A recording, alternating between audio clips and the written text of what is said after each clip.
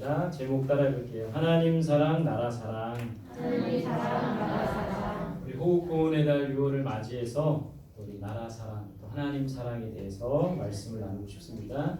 지난주에 우리 기억이 나실지 모르겠지만 나라를 위해 기도해야 된다 이런 말씀을 나눴어요. 그때 어떤 분이 그러더라고요. 왜 자신이 나라를 위해 기도하지 못하나 곰곰이 생각을 해봤대요. 그래서 내린 결론이 뭐냐면 나라를 본인이 사랑하지 않기 때문이라고 얘기를 하더라고요. 저는 이 말에 굉장히 공감이 갔습니다. 여러분, 사랑하면 기도하게 된다는 그런 책 제목도 있어요. 사랑하면 기도한다. 그래서 여러분, 우리가 내 자녀를 위해 기도하죠. 사랑하기 때문에 자녀를 위해 기도할 수 있는 거예요.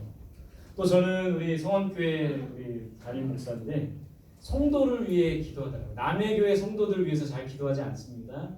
성원교회 성도들이기 때문에 기도하는 거예요. 왜냐하면 내 성도이기 때문에, 사랑하기 때문에 기도하는 것이죠. 여러분, 내 친구 아니라 남의 친구인데 기도합니까? 내 친구를 위해 기도하는 거 사랑하기 때문이에요. 왜 우리가 자녀를 위해 또 성도를 위해 친구를 위해 기도합니까? 뭐 하기 때문인 거예요? 사랑하기 때문에 그렇다는 거예요. 사랑해야 기도할 수 있는 것처럼 나라를 사랑해야 나라를 위해 기도할 수 있는 거예요. 가정을 사랑해야 가정을 위해 기도할 수 있는 겁니다. 여러분들이 이 주님의 교회, 몸된 교회를 사랑해야 내 마음속에 이 교회를 위한 사랑의 마음이 생기게 되는 거예요. 여러분들이 저를 사랑하지 않으면 여러분들 저를 위해서 기도하지 않을 거잖아요. 그렇죠? 저를 좀 사랑해 주시기 바랍니다. 서로 사랑함으로 서로를 위해 기도하고 서로를 위해 섬기는 우리들이 되었으면 좋겠습니다. 오늘 이 말씀을 통해 이 사랑이라는 단어, 그리스도인들에게 주신 가장 큰 계명, 어떤 율법사가 예수님께 와서 그런 질문을 합니다. 율법 중에 가장 큰 계명이 무엇입니까? 오늘 본문 말씀에 그런 답을 예수님이 주시는 거예요. 같이 한번 우리 화면을 보세요. 화면을 보고 읽어보도록 하겠습니다. 시작. 예수께서 이르시되 내 마음을 다하고 목숨을 다하고 뜻을 다하여 주 너의 하나님을 사랑하라 하셨으니 이것이 크고 첫째 되는 계명이요. 어느 계명이 가장 큽니까? 이 질문에 대한 대답, 예수님의 대답. 첫 번째는 뭐예요? 누구를 사랑하라? 하나님을 사랑하라. 이것이 첫째 계명입니다. 하나님을 사랑해야 되는데 하나님을 어떻게 사랑해야 되는가? 마음과 목숨과 뜻을 다해. 그러니까 온 마음을 다해서 하나님을 사랑해야 돼요. 온 정성을 다해 하나님을 사랑해야 됩니다. 하나님 사랑하는 것이 첫 번째예요. 오늘 우리 순교자 주일이라고 했죠. 많은 사람들이 이 그림에 보시면 베드로가 순교당하는 장면입니다. 베드로는 예수님처럼 똑바로 십자가에 못 박혀 죽은 게 아니라 거꾸로, 나는 예수님처럼 똑바로 십자가에 달릴 수 없습니다 하면서 거꾸로 십자가에 못 박아서 순교를 당합니다.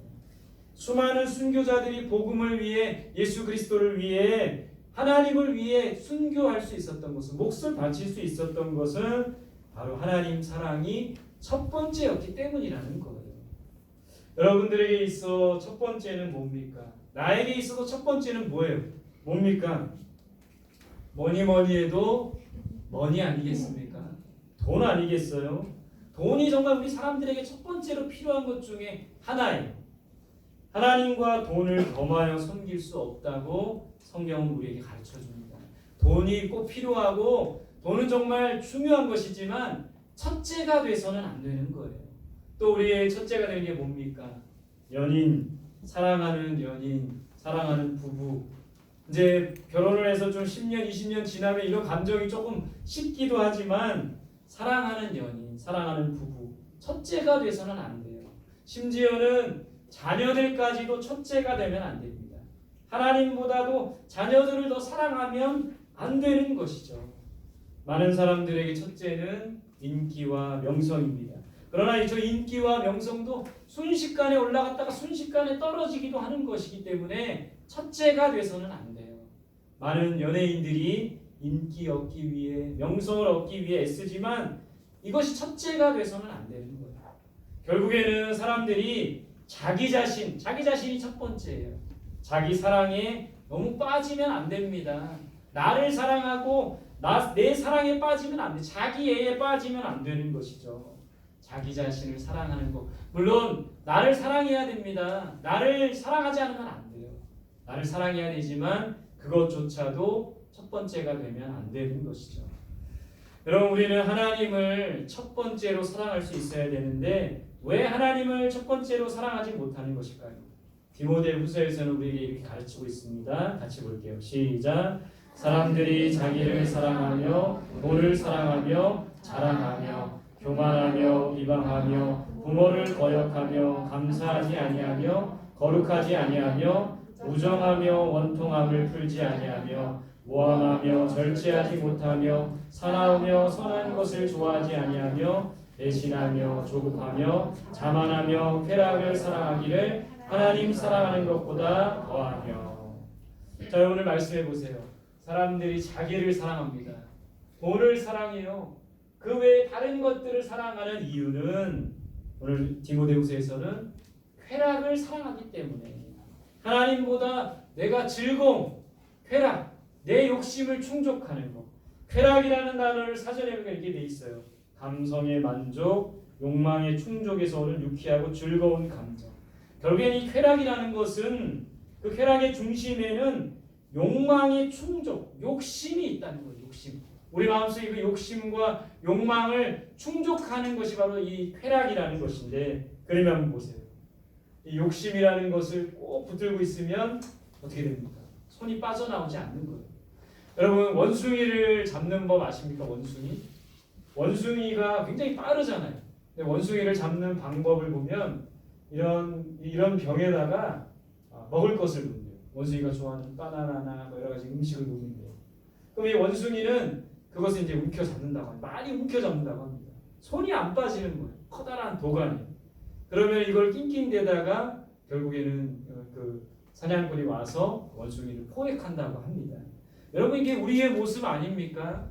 욕심을 내려놓지 못해서 올무에 걸리고 욕심을 내려놓지 못해서 여러 가지 어려움, 죄를 낳게 되는, 오늘 성경에서 이렇게 말씀하고 있어요. 같이 봅시다. 시작. 욕심이 잉태하여 죄를 낳고 죄가 장성하여 사망을 낳느니라. 그렇기 때문에 욕심이 죄를 낳고 욕심이 사망을 낳기 때문에 우리는 욕심이라는 것을 버려야 합니다. 결국에는 나를 버려야 되는 거, 내 안에 있는 욕망, 내 안에 있는 욕심을 버려야 돼요. 버린다기보다는 우리 자신을 하나님 앞에 온전히 드려야 되는 거예요. 나를 드려야 진정으로 하나님을 사랑할 수가 있는 겁니다. 나를 버리고 나를 하나님 앞에 온전히 드려야 하나님을 진정으로 사랑할 수 있는 우리 모두가 되는 거예요.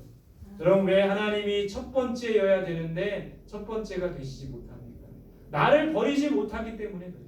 내 욕심을 내려놓지 못하기 때문이라는 것이죠. 우리의 욕심과 욕망을 버리고 하나님이 가장 우리가 사랑하는 첫 번째가 될 수 있도록 우리 자신을 온전히 내어드리고 하나님 앞에 드리는 우리들이 되었으면 좋겠습니다. 율법사에게 가르쳐주신 두 번째 계명, 오늘 이 말씀 같이 한번 읽어보겠습니다. 시작. 둘째도 그와 같으니 내 이웃을 내 자신같이 사랑하라 하셨으니. 둘째 계명이 뭡니까? 우리가 지켜야 할 둘째 계명, 이웃을 사랑하는 겁니다. 이웃을 어떻게 사랑하라고 돼 있어요? 오늘 성경에서는 내 자신같이, 내 몸같이, 내 자신처럼 아끼고 사랑해야 된다고 돼 있습니다. 저렇게 저런 노인들, 혼자 좀 거동이 불편한 노인들을 돕는, 내 자신같이, 내 부모같이 나처럼 아끼며 이웃을 사랑하는 그런 우리들이 돼야 되는 것이죠. 그렇다면 우리의 이웃은 누구일까요? 이웃은 나 아닌 다른 사람들이 바로 이웃입니다. 이것도 사전에 보니까, 저는 사전 보는 걸 좋아해요. 사전에 보니까 이웃이란 단어를 이렇게 정의내렸어요. 가까이 사는 집 또는 그런 사람. 그러니까 나와 가까이 사는 집, 가까운 사람, 그런 사람들이 이웃이에요. 이웃 사촌이라는 말들이 있죠. 여러분, 이웃이 사촌보다 더 가깝다라는 그런 말도 있습니다. 그러니까 결국에는 이웃이라는 것은 내 주변에, 내 가까이에 있는 사람들을 말합니다. 그러니까 이게 넓게 생각하면 이웃은 내 가족들이 될 수가 있어요. 나와 함께 더불어 사는 가족들, 내 몸처럼 사랑해야 되는 겁니다. 나의 친척들 내 몸처럼 사랑해야 돼요. 우리가 주변에서 만나는 친구들, 학교 가면 친구들, 직장에 가면 동료들, 또 여러 가지 동창들, 친구들, 이런 사람들을 내 몸처럼 아끼며 사랑할 수 있어야 돼요.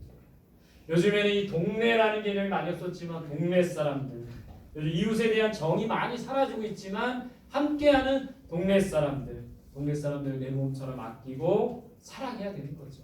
또 교회에 오면 어떤 이웃이 있습니까? 우리 성도들이죠. 성도들도 어떤 의미에서는 이웃이에요. 일주일에 꼭 한 번씩 만나고 가깝게 지내는 이 성도들, 우리의 이웃입니다. 내 몸처럼 아끼며 사랑해야 되는 거예요. 두 번째 이웃은 가난하고 연약한 자입니다. 예수님께서 이런 자들의 이웃이 되어 주셨습니다. 우리도 이런 자들의 이웃이 되어야 돼요. 가난하고 연약한 자들의 이웃이 되어야 됩니다. 특별히 가난한 자, 마음이 가난한 자, 바로 우리의 이웃이라는 거예요. 우리의 사랑을 베풀고 사랑을 나누어야 합니다. 병들고 아파하는 자들과 함께 하신 예수님처럼 그들이 바로 우리의 이웃입니다. 주변에 병들고 아파하고 마음에 상처가 있는 사람들 찾아가서 그들을 치유하는 데 도움을 줘야 돼요. 결국에는 우리 주변에 도움이 필요한 자, 예수님은 저런 도움이 필요한 자들을 외면하지 않고 손을 내밀어 주셨어요. 마찬가지로 저들이 바로 우리의 이웃인 것을 기억하고 손을 내밀고 도움의 손길을 주어야 됩니다. 또 이웃은 뭡니까? 여러분, 나와 원수된 자도 사실은 우리의 이웃이에요. 우리가 사랑해야 할 이웃입니다. 원수가 왜 이웃일까요? 여러분, 다른 사람 사랑하는 거 쉽죠. 원수 사랑하는 거는 어렵습니다. 그러나 이들도 넓은 의미에서는 우리의 이웃이에요. 우리가 사랑해야 할 대상이라는 겁니다. 예수님이 이런 가르침 주셨어요. 같이 볼게요. 시작. 나는 너희에게 이르노니 너희 원수를 사랑하며 너희를 박해하는 자를 위하여 기도하라. 정말 어렵습니다. 저도 이 말씀이 굉장히 부담스러워요. 그러나 하나님께서는 원수를 사랑하길 원하십니다. 원수를 이웃으로 만들길 원하신다는 거예요. 근데 여러분, 우리의 힘으로 원수를 사랑할 수 있습니까? 우리의 힘으로 우리를 힘들게 하는 자를 위해 기도할 수 있습니까? 저조차도 못해요. 이것은 우리의 힘이나 우리의 사랑으로 하는 것이 아니라 예수 그리스도의 사랑과 예수 그리스도의 은혜를 덧입어서 하는 거예요. 우리가 예수 그리스도의 사랑으로 충만할 때, 우리가 예수 그리스도의 은혜로 충만할 때 원수까지도 사랑할 수 있는 사랑의 힘이 우리 안에 생긴다는 거예요. 그러니까 이것은 내가 하는 것이 아니라 우리 안에 주님이 하시는 겁니다. 주님께 온전히 원수되고 우리를 힘들게 하는 사람, 여러분, 우리가 살아가다 보면 꼭 이런 사람이 꼭 있어요. 우리를 힘들게 하고 우리를 괴롭히고 괜히 우리를 힘들게 하고 어렵게 하는 사람이 있습니다. 그들조차도 우리의 이웃인 것을 알고 사랑하며 섬길 수 있기를 바랍니다. 마지막, 우리의 이웃 넓게 생각하면 이 나라와 민족이 바로 우리의 이웃이라는 거예요. 넓은 의미에서 이 나라와 민족이 이웃입니다. 결국에는 이웃 사랑은 나라 사랑에까지 연결될 수 있는 겁니다. 그런 의미에서 이 하나님 사랑, 나라 사랑을 우리가 실천해야 됩니다. 여러분, 왜 우리가 나라와 민족을 사랑해야 됩니까? 왜 이 나라와 민족을 내 몸처럼 아끼며 내 이웃처럼 사랑해야 되는 걸까요? 왜 나라와 민족을 사랑하지 않으면, 반대로 한번 생각해 보세요. 나라와 민족을 사랑하지 않으면 어떻게 될까요? 내가 나라 사랑하지 않고, 우리가 나라를 사랑하지 않고 이 나라에 무관심하고 또 나라를 위해 희생하는 사람이 없으면 이 나라는 어떻게 될까요? 나라가 힘이 없어지는 겁니다. 나라의 모든 것을 빼앗기게 되는 거예요. 그림은 일제강점기 때 우리나라의 곡창지대에 수많은 쌀이 일본으로 수탈해 가는 그런 사진입니다. 노동력을 빼앗겼죠. 문화재를 빼앗겼죠. 수많은 문화재들이 또 빼앗겼죠. 쌀을 빼앗겼죠. 사람도 빼앗겼죠. 나라가 힘이 없어지면 이렇게 되는 거예요. 결국 우리나라는 나라를 빼앗기게 됩니다. 국권을 빼앗긴 거예요. 나라의 주권을 빼앗기게 된 것이죠. 우리가 나라를 사랑하지 않고 나라에 무관심하고 나라를 위해 희생하는 사람들이 없으면 이렇게 나라가 힘이 없어지게 되는 겁니다. 여러분, 나라가 힘이 없어지고 사라지면 어떻게 될까요? 나라가 힘이 없고 나라를 빼앗기고 나라를 잃어버리면 우리는 어떻게 될까요? 우리는 나를 지켜주지 못하게 되는 거예요. 여러분 일제강점기에 수많은 학생들이 지금 여기에도 이제 학생들이 있는데 수많은 학생들이 어린 나이에 10대에 강제로 전쟁터에 끌려가는 그런 아픈 우리의 역사가 있는 겁니다. 나라를 잃고 나라가 힘이 없으면 결국엔 나를 지키지 못하게 되는 거예요. 우리 가정도 지키지 못하게 될 겁니다. 우리 교회도 지킬 수가 없는 거예요. 결국에는 나라가 힘이 없으면 서러움을 당합니다. 언어도 빼앗겨요. 이름도 빼앗깁니다. 조선말을 쓰지 못하게 만들었어요. 그러나 우리 일제시대 때 조선어학회에서 우리나라 글을 모아 사전을 만들고 말모이라는 그런 영화도 나왔습니다. 서러움을 당할 수밖에 없게 되는 거예요. 여러분 제2차 세계대전 중에 태평양 전쟁이 있었어요. 일본과 연합국, 미국을 중심으로 한 연합국 간의 전쟁이 1941년부터 1945년까지 태평양 전쟁이 있게 됩니다. 이때 우리가 영화나 뭐 이런 것 통해서 보았지만 일본이 미국을 점령하기 위해서 일본의 그 진주만, 하와이에 있는 진주만을 습격해요. 공습을 하는 겁니다. 1941년 12월 7일에 급작스럽게 하와이 진주만을 공습합니다. 태평양 함대, 그 하와이의 진주만 태평양 함대가 있었는데 450대의 항공기로 미국 전함 7대 중에 5대를 격침시켰어요. 그리고 미국의 200여 대의 항공기를 파괴시켰고 2,000명의 사람들이 사망한 진주만 폭격이 있었습니다. 그리고 나서 일본과 미국이 본격적으로 전쟁을 하게 된 거예요. 이 전쟁이 언제 끝나냐? 1945년 8월 6일 미국이 히로시마와 나가사키 일본의 두 도시에 원자폭탄을 처음으로 이게 인류 역사상 처음으로 원자폭탄 핵폭탄을 이제 전쟁에 투하한 것이 바로 지금까지 최초이며 지금까지 마지막입니다. 미국의 이 원자폭탄 투하로 일본이 단번에 항복하는 일이 있었습니다. 히로시마라는 도시와 나가사키 34만 명의 사망자가 있었던 거예요. 진주만 공습으로 미국은 2천여 명의 사망자가 있었지만 핵폭탄 단 두 개로 히로시마와 나가사키 포화로 인해 34만 명의 사망자가 생겼습니다. 그 이후에 방사능의 사람들이 유출돼서 또 많은 그런 피해자들이 있었지만 이런 엄청난 일들이 역사 속에 있었어요. 근데 여러분 굉장히 마음 아픈 것은 일본인들이 많이 죽었습니다. 일본인 다음으로 많은 사망자가 나온 민족은 어떤 민족일까요? 조선인이더라고요. 조선인. 한국 사람이더라고요. 여기서 퀴즈. 왜 한국 사람들이 일본인 다음으로 많이 죽었을까요?